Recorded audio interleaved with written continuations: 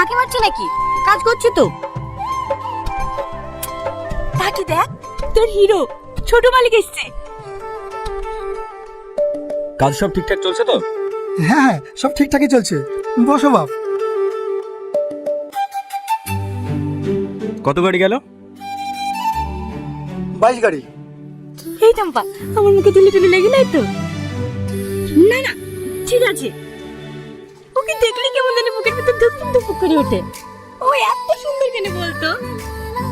ওর হাঁটা চলা, ইস, শালা যতই দেখি ততই ওর প্রেমে পড়ে যায়। ওসব কি প্রেম প্রেমলি পড়লি? লেল ডাল ধর। তুই চুপ কর তো। এ চুমকি, বলবো কি? তুই নবাব ভাইকে কতটা ভালোবাসিস? তুই না না, ও কোথায় আর আমি কোথায়? কিন্তু ও যদি আমাকে একবার বলে ভালোবাসি, সারা জীবন ফিদর মুনিশ খাটবো, 1 টাকা নেব না।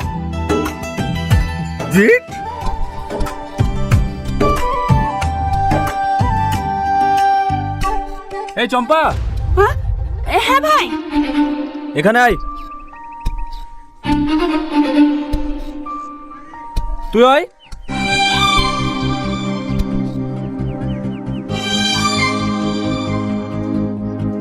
আড্ডা মারতে এসেছি এখানে? না, তাহলে কাজ না করে দাঁড়িয়েছিলি কেন? টাকাটা কি এমনি এমনি আসে? কি হলো বল? চুমকি লাগে। ও ও আপনাকে খুব পছন্দ করে। কি? চুমকি আপনাকে ভালোবাসে।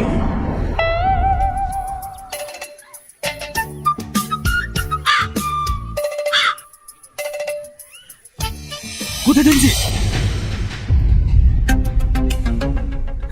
ভুল হয়ে গেছে বাবু। হ্যাঁ, কে কে ভালোবাসে আমাকে? চুমকি। তুই আমাকে ভালোবাসিস? হ্যাঁ। চুপ। তুই টাকার দিন মজুর, তোর সাহস কি করে হয় আমাকে ভালোবাসি বলার? ভালোবাসার লেভেল দেখে হয়। তোর কি অকাত আছে আমাকে ভালোবাসার? ভিখারি কোথাকার। আমি হলাম এই অঞ্চলের প্রধানের ছেলে। এই জুতোটার দাম জানিস? 6 মাস দিন মজুর খাটলেও এই জুতোর দাম হবে না। নর্দমার কিট গা দিয়ে গন্ধ বেড়ায়, জামা কাপড় কাচার পয়সা পায় না, আর আমার সাথে এসে প্রেম করতে। তোরা এখানে দাঁড়িয়ে কি দেখছি? ম্যাজিক দেখানো হচ্ছে? যা কাজ কর। এইসব যাও যাও যাও, কাজে লাগো কাজে লাগো। যা মজা, কাজ কর কাজ কর।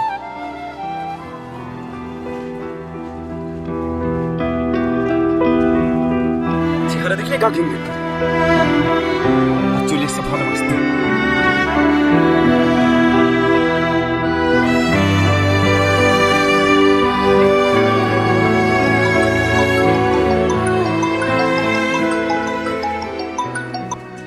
বলো আব্বু। কোথায় আছিস? একটু পঞ্চায়েত আয়। হ্যাঁ আসছি আব্বু।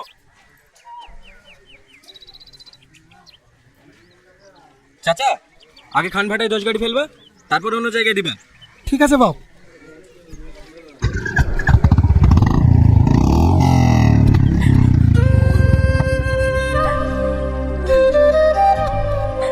লেল আর কাঁদিস নি।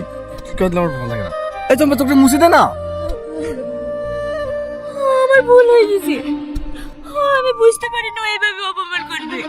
কি দরকার ছিল এসব কথা বলতে যাওয়ার? গরিবদেরকে ভালোবাসা অন্যায়। অন্যায় হবে কেন? তুই তো লেভেলের ছেলে দেখে ভালোবাসবি। বেশি কে ছেলে নাই নাকি? কাজ করো কাজ করো, আবার বড় মালিক আসতে পারে। আমি একটু বাড়ি গেলাম খেতে। হ্যাঁ হ্যাঁ, লেল আর মন খারাপ করিস নি। বড় লোকের ভালোবাসা মূল্য দিতে জানে নাকি? আমার মতো ছেলেকে ভালোবেসে দেখবি, তোর মতন পাগলিকে রানী করে রাখবে। কি বলিস আমার? লে ধর তো ধর।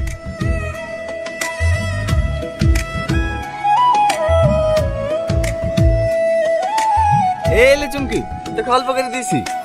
মনে বড় ব্যথা, বেশি ভারী ঢেলে তুলতে পারবি না। তার ছোড়া।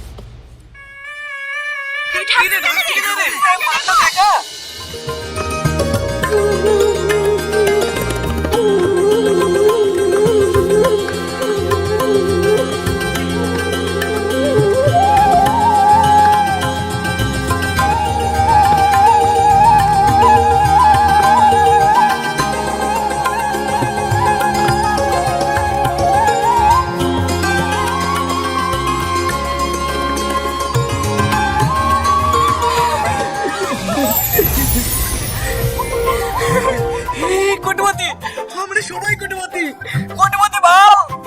চুপ কর, এখনই কেউ শুনে ফেলবে। হ্যাঁ সুমন, এখন ঢেকে রাখ, রাত্রিবেলা এসে নিয়ে যাবো। না না, এখানে ঢেকে তুলে আবার অন্য কিছু করতে লাগতে পারে। তাকে নিয়ে বস্তা দিয়ে ঢেকে তো কেউ দেখতে হবে না, বাড়ি যাওয়ার সময় নিয়ে যাবো। না না, রিস্ক নিয়ে যাবে না, এখন ফাঁকা আছে। তোর কাজ কর, আমি মালটাকে বস্তা তুলে বাড়িতে তো আসি। ম্যানেজার সুদালে বলবি পায়খানা করতে গেছে। ও, সোনা দানাগুলো তুমি একলা লিয়ার ধান্দা করছো, তাই তো? আপনাদের উদ্দেশ্যে বলছি। এই সামা চুপ কর, কেউ একা নেবে না, ছজনের সমান সমান ভাগ হবে। এই সমান যা, তোর বাড়িতে আর কেউ তো থাকে না, তুই একাই থাকিস, কোনো সমস্যা হবে না। যা যা যা, তোর বাড়িতে রাখগা।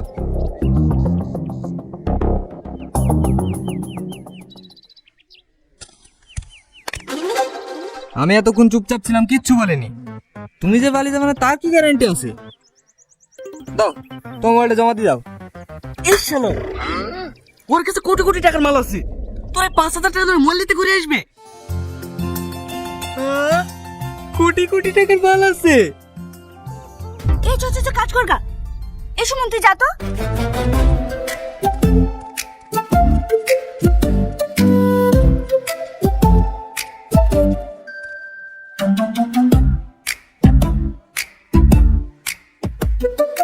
এই লালু, তুই জান আবার কারোর সামনে কিছু বলিসনি? না না, হ্যাঁ বুদ্ধি নাই নাকি? ম্যানেজার জিজ্ঞেস করলে বললো আমরা ওইসব বাক্স টাক্স কিছু পাইনি। কোন পাউলে পাল্লে পড়লো রে? চাচা তুমি বুঝাও। এই শোন শোন, তুই আমার কাছে আয়।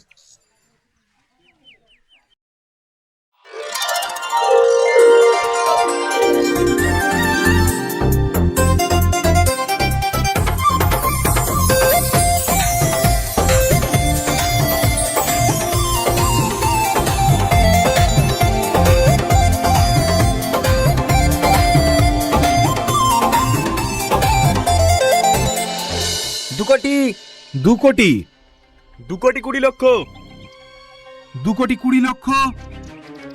2,20 লক্ষ এক। আর কি কেউ আছেন? 2,20 লক্ষ এক, 2,20 লক্ষ এক, 2,20 লক্ষ দুই,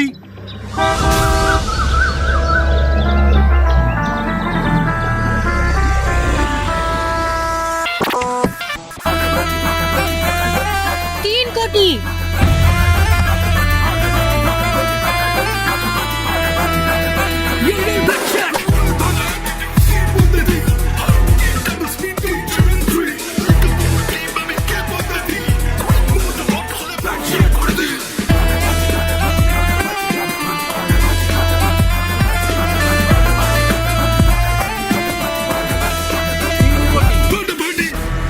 তিন কোটি এক, 3 কোটি দুই, 3 কোটি দুই, 3 কোটি তিন।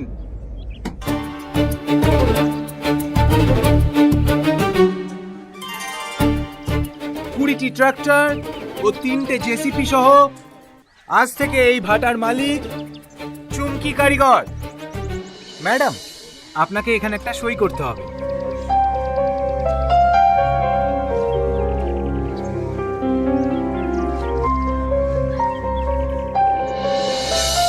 Thank you. অর্পিতা, টাকাগুলো বুঝিয়ে দিও। ঠিক আছে ম্যাডাম।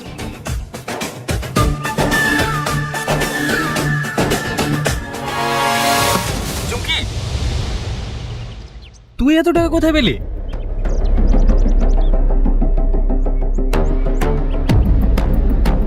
আমি কি তোর বাড়ির চাকর লেদে করছি? আপনি বল। তোর অগত্যা দেখ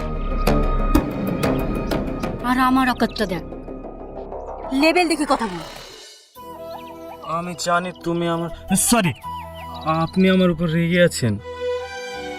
আমি সেদিন যা বলেছি আপনার রাগ করাটাই স্বাভাবিক। আপনি যে এত সুন্দর সেদিন আমি বুঝতে পারিনি। আপনি তো আমাকে ভালোবাসেন, সব কিছু ভুলে গিয়ে একটা সুযোগ দেন না, আমার জীবনের থেকে আপনাকে বেশি ভালোবাসবো। চুমকি, এই চুমকি, এখনো বলতে পারিনি। হ্যাঁ, তুই চাকর যে আমরা, তুই পড়ে পড়ে ঘুমাবি আর আমাদের চোখে ঘুম আসে নাকি? আমরা রাত জেগে জেগে সিন্দুক খুলবো। এই নে, তোর মা 14 বার ফোন করছে, কথা বল। হ্যাঁ মা বলো। কোথায় আছিস তুই? এতবার ফোন করে করে ফোন তুলছে না? এই তো চম্পাদের বাড়ি। এত রাতে চম্পাদের বাড়ি কি করছিস? বাড়ি আসবি না? বলছে কে? কে আবার? তোর বাপ? আজকে মদ খেয়ে এসছি। বাদ দাই কবে? আজকের খরচা পেয়েছি? হ্যাঁ পেয়েছি। তাড়াতাড়ি বাড়ি আয়, জোসনা জ্বর এসে ওষুধ আনতে হবে। আসছি।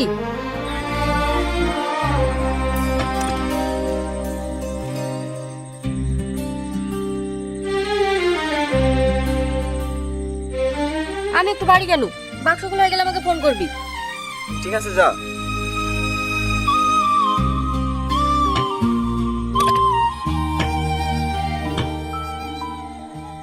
ও অবশ্যই করবি, কিন্তু দরকার আমার বাকি কিছু সোনা দানা তোকে দিয়ে দেবো। করবি তো? আরে করবো যা।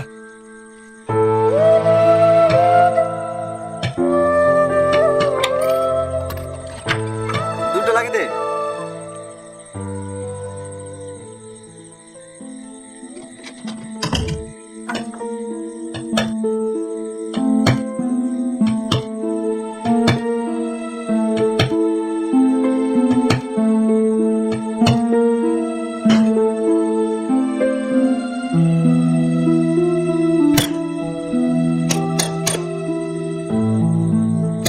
ভাইপো, সকাল অবধি হবে তো?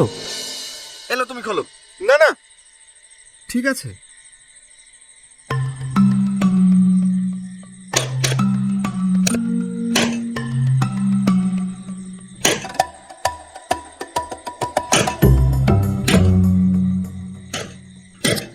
ধর।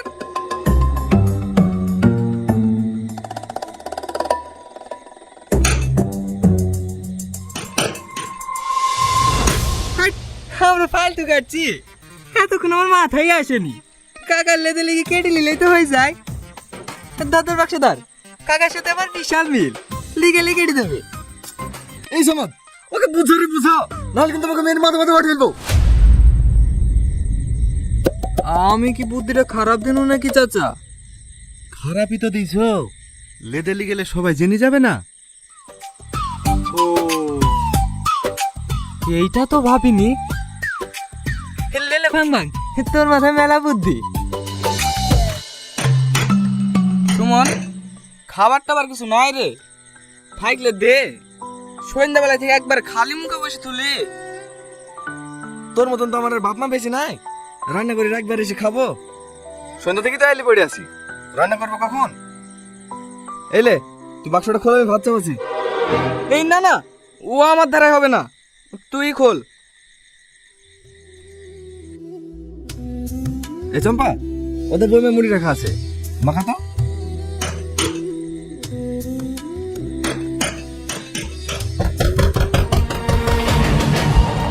কে? আমি। এই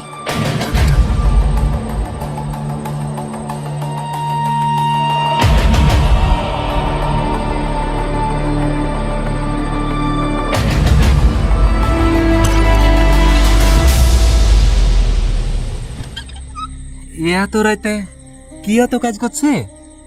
ওই বাক্সের চাবিটা কোথায় পড়ে গেছে, তালা ভাঙছি। কি এমন তালা? সেই সন্ধ্যেবেলা থেকে ঠক ঠক করেই যাচ্ছি। আমরা ঘুমাবো না নাকি? হয়ে গেছে ভাই, আর না হলে কাল সকালে ভাঙিস। ছেলেপিলি সব ঘুমাইছে। এই লে খেলিস। চাচির শরীর কেমন আছে? সে আগের মতোই আছে, বেশি রাত করিসনি, ঘুমে যাস।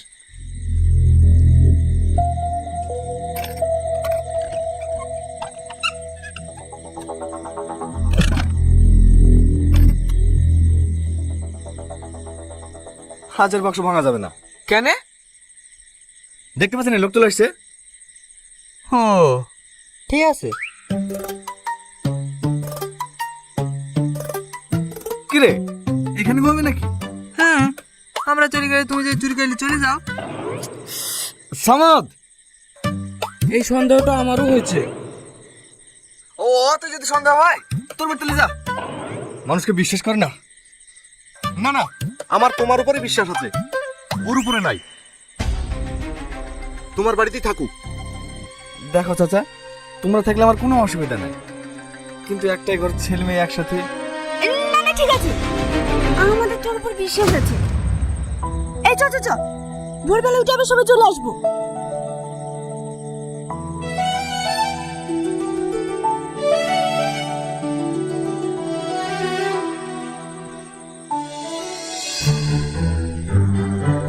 আটি বাটি কলম কাটি, কাল সকালে আগে যেই সিন্ধুকে হাত দিবে তার বুককে মাটি।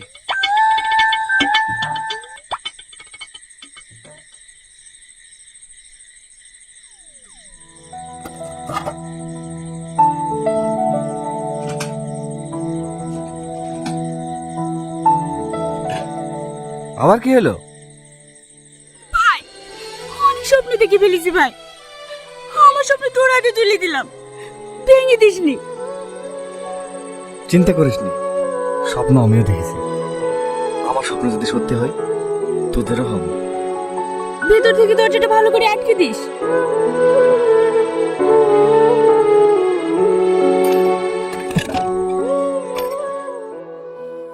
শাহিদ, শাহিদ, কাজ তো সে বিকালবেলা শেষ হয়ে যায়, এত রাত হলো যে? ও একটু কাজ ছিল। বাবু কাঁদছে কেন? মেরেছি তো কাঁদবে না, সবসময় লুস্কান করে। হুটুক করে যাক। কেন, কি হয়েছে? 500 টাকার নোটটা তো লালচাঁদের দোকানে পাঠিয়েছিল, হাড়ি থুই চলে এসছি। পকেটটা ছিঁড়ে গেল আব্বু, কোথায় পড়ে কিছু খুঁজে পাইনি। মারবে না আব্বু, মারবে না। পাগল আমার, মারবো কেন? 500 টাকায় তো কাল তোমাকে নতুন প্যান্ট কিনে দেবো, যাতে পকেটে টাকা রাখলে না পড়ে। ঠিক আছে? 5 টাকা না, 500 টাকা হারিয়েছে তোমার 2 দিনকার মুনিশ খরচ। তো কি হয়েছে? 500 টাকা লেগে ছেনটুককে ধরে মারতে হবে? বাবা, আজ আবার সূর্য কোন দিকে উঠেছে? লটারি মটারি লেগেছে নাকি? আরে না না, লটারি আর কত টাকা দেবে? তার থেকেও বড় জিনিস পেয়েছি। শুধু আজকের রাতটা, সকালটা হতে দে, কাল থেকে দেখবে আমাদের জীবনটাই পাল্টে যাবে। কিছু খেয়েছো নাকি? না না, খাইনি, ভাত খোল।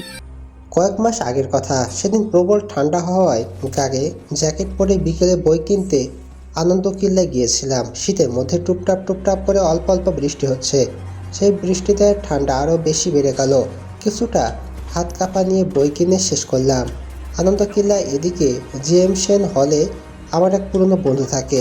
ভাবতেছি ওর সাথে দেখা করেই যাই। ও আবার ঘর থেকে বের হতে চাচ্ছিল না, কারণ তখন প্রবল অনেক শীত। আমার কথায় হার মেনে ওকে আমি ঘর থেকে বের করে নিয়ে আসলাম। ঠান্ডা ভাব দূর করার জন্য চা খেয়ে কিছুক্ষণ চায়ের দোকানে আড্ডা দিলাম। নানান রকম কথা বলতেছি মনটাকে ভালো করার জন্য। তবে চায়ের দোকানে আড্ডা ভালো না জমায় চলে গেলাম ডিসি হলে। আমি রফিকুল, আমার বাড়ির দিনাজপুরে। সঙ্গত কারণে আমি আমার গ্রামের নাম বলবো না। আমার গ্রামে একটি পালং গাছ আছে, দেখতে বট গাছের মতোই, কিন্তু জোর থাকে না। সেই পালং গাছের নিচে এক বৃদ্ধ লোককে স্বর্ণের হুক্কা খেতে দেখা যেত। গ্রামের অনেক মানুষই দেখেছে তাকে, কিন্তু সবাই জানে জায়গাটা হন্টেড। এখানে রাতের বেলা তো দূরের কথা, দিনের বেলা সেখানে যেতে সকলেই ভয় পায়। ওই পালং গাছের সাথে এক লোকের জমি ছিল। বিকেল বা সন্ধ্যার দিকে ওই জায়গায় যে প্রায়ই যেত। তো একদিন 3টা জিন তাকে 3টা টাকার হাড়ি দেখায়, বলে তুমি যদি আমাদের দলে চলে আসো তাহলে তোমাকে এই টাকাগুলো দেব। তো যথারীতি সেই ব্যক্তি টাকার লোভে হোক আর অমনই হোক রাজি হয়ে যায়। তো রাজি হওয়ার পর তাকে আর জীবন জিনগুলো টাকা দেয় না, বিভিন্নভাবে আজ না কাল বলে ঘোরাতে থাকে। প্রায় 1 মাস লোকটাকে ঘোরায় তারা। তো লোকটা অবশেষে বিরক্ত হয়ে গ্রামের একজনের কাছে শেয়ার করে যে কিভাবে আমি ওই টাকাগুলো ঘুরে আনবো। এবং একটা জিনিস বলে রাখি, লোকটা যখন জোর করে টাকার হাড়ি আনতে যেত তখন হাড়িগুলো মাটির নিচে তলিয়ে যেত। সে কোনো অবস্থাতে টাকাগুলো আনতে পারতো না। গ্রামের লোকটা অ্যাডভাইস দিল যে তুমি একটা কাজ করো, তুমি 3টা গরুর হাড় একসাথে নিয়ে যদি তোমাকে টাকা দিতে না চায় তাহলে তুমি হাড়ি 3টির উপরে গরুর হাড় রেঁধে দিবে। তো সেদিন সে টাকার হাড়ে আনতে গেল। দুইটি জিন রাজি হচ্ছিল, কিন্তু একটি জিন কিছুতেই রাজি হচ্ছিল না। সে লোকটা কাপড় থেকে হাত তিনটি যথারীতি হাঁড়িগুলোর উপরে রেখে দিল। এবার আগের বারের মতো হাঁড়িগুলো নিচে তলিয়ে গেল না, শুধু কাঁপতে থাকলো এবং জিন তিনটা গায়েব হয়ে গেল। সে যথারীতি আরাম করে হাড়ি তিনটি উঠিয়ে নিয়ে আসে এবং একটি ঝোপের ভিতর লুকিয়ে রাখে এবং বাড়ি চলে যায়। এরপর রাতে তিনি সেখানে আসে এবং হাড়ি তিনটি নিয়ে নিজের ঘরের খাটের নিচে পুঁতে রাখে এবং স্ত্রীকে বলে জায়গাটা সুন্দর করে ভরাট করে দাও, যাতে কেউ বুঝতে না পারে। এর পরের একটি ঘটনা ঘটে। সেই লোকটানো কারণে পাগল হয়ে যায়। তখন গ্রামবাসীকে সুস্থ করার জন্য একজন হুজুর নিয়ে আসা হয়। তো সে হুজুরের একটা বিশেষত্ব ছিল, যেটা দুটি স্ত্রী ছিল। একটি স্ত্রী ছিল মানুষ আর একটি ছিল জিনদের মেয়ে। যথারীতি সেই হুজুর চলে আসে একটি বালতি পানি নিয়ে। সে বালতিতে কিছু পানি নেয় এবং গ্রাম থেকে একজন লোক নেয়। সে লোকের ভালো করে চোখ বেঁধে সেই পানির দিকে তাকাও। লোকটি চোখ বাঁধা অবস্থায় পানিতে তাকায় আর তিনি সব দেখতে থাকে এবং সব বলে দেয় যে কী ঘটেছিল। তারপরে সে হুজুর বলে, আপনারা কি কেউ টাকা এনেছেন জিনের কাছ থেকে? তখন তার স্ত্রী বলে, আমরা টাকা আনিনি, অর্থাৎ সে অস্বীকার করে। তখন গ্রামবাসী মনে করে হয়তো হুজুরটা মিথ্যে বলছে। তো যাই হোক, তখন সে হুজুরকে বলে, আপনারা যদি আমাকে বিশ্বাস না করেন তাহলে আপনারা 10 জন আসেন। আপনারা যদি এই বালতি উঁচা করতে পারেন তাহলে বুঝবেন আমি মিথ্যে বলছি। তো যথারীতি 10 জন আসে, বালতির ভিতরে বাঁশ ঢুকে 10 জন উঠানোর চেষ্টা করে, কিন্তু উঠতে পারে না। তখন হুজুর বলে, আমি সেই জিনগুলোকে ধরতে চেষ্টা করতেছি, হয়তো আমি জিনদের ধরতে পারবো না। তখন দেখা গেল ঘরের ভিতরে অনেক কিছু ছিল, যেমন ধান আরও কিছু জিনিস, অথচ উড়ে উড়ে বাইরে পড়তেছে একটি নির্দিষ্ট জায়গার ভিতরে। অবশেষে ঘরটা শান্ত হয়ে গেল। তখন হুজুর বলল, আমি ঘরটা শান্ত করে দিয়েছি, কিন্তু টাকা ফেরত দেওয়া না পর্যন্ত ওরা ছাড়বে না। যদি টাকা নিয়ে থাকেন ফেরত দেন। এরপর হুজুরকে বিদায় দেওয়া হলো। হুজুরকে বিদায় দেওয়ার পর ওই লোকটা সম্পূর্ণরূপে পাগল লোকটির স্ত্রী কিছু কিছু টাকা নিয়ে গ্রামের জমি কিনতে থাকলো। তখন গ্রামের মানুষ তাকে বলে, তোমরা হতদরিদ্র, তোমার জমি কেনার টাকা পাও কোথায়? তখন লোকটির স্ত্রী বলে, আমার ভাইয়ের কাছ থেকে, আমার আত্মীয় স্বজনের কাছ থেকে ধার নিয়ে জমি কিনলাম। তারা রাতারাতি অনেক বড়লোক হয়ে গেল। সেই পাগল থাকা লোকটি বাড়ির বাইরে দড়ি দিয়ে বাঁধা ছিল। উত্তর অঞ্চলে যারা ছিলেন তারা হয়তো জানেন এইখানে বৃষ্টির সময় উপর থেকে গোল্ডেন কালারের সাপ পড়ে। গাছ থেকে হোক বা যেখান থেকে হোক, সাপগুলো বিষাক্ত, কিন্তু কাউকে ছোবল দেয় না। সেই লোকটি যখন বাঁধা ছিল তখন একটা সাপ উপর থেকে পড়তেছিল। সেই লোকটা তখন বাঁধন ছেড়ে গিয়ে দৌড়ে একটা সাপের মাথা ছিঁড়ে পুরোটা খেয়ে ফেলে। পর 1 সপ্তাহ পর লোকটি মারা যায়। অনেকের ধারণা যে লোকটি সেই গাছতলাতে হুঁকা খেতে দেখা যায়, আর সে কেউ নয়, সেই পাগল লোকটি।